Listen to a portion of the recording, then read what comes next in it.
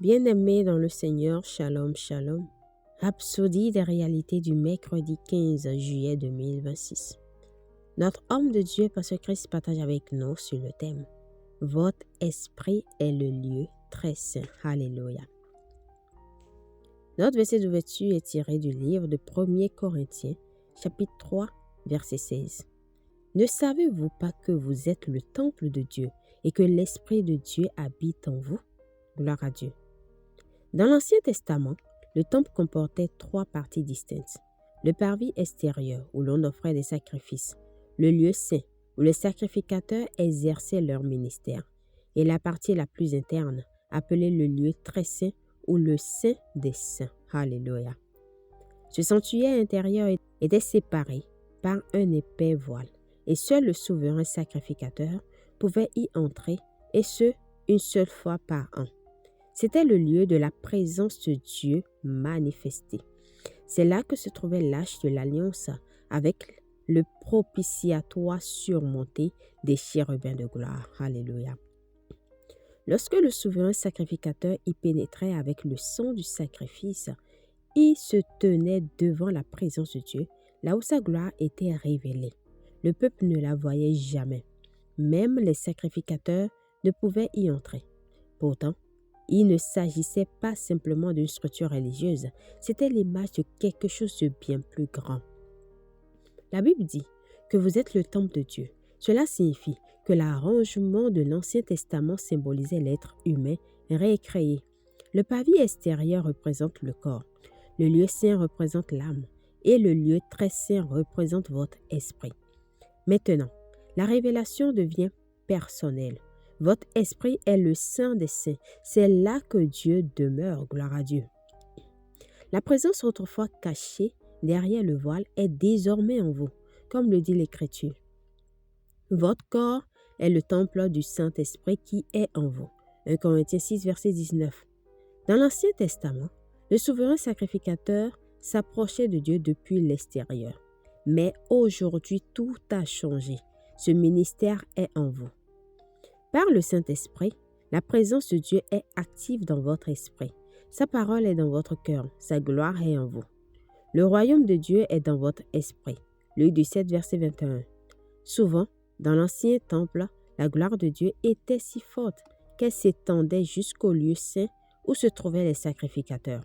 Pourtant, même à cette époque, ils ne pouvaient pas aller au-delà du voile. Mais aujourd'hui, il n'y a plus de voile. Vous êtes le sanctuaire. Vous êtes la demeure de Dieu. Alléluia. Cela change tout. Vous n'essayez pas de trouver Dieu quelque part au loin. Vous ne cherchez pas sa présence à l'extérieur. Sa présence est dans votre esprit. C'est de là qu'il parle, qu'il guide et qu'il manifeste sa puissance et sa gloire. Prenez conscience de cette vérité. Lorsque vous priez, vous n'essayez pas d'entrer dans la présence de Dieu. Vous priez en sa présence parce que vous portez sa présence. Lorsque vous cherchez une direction, vous ne regardez pas autour de vous.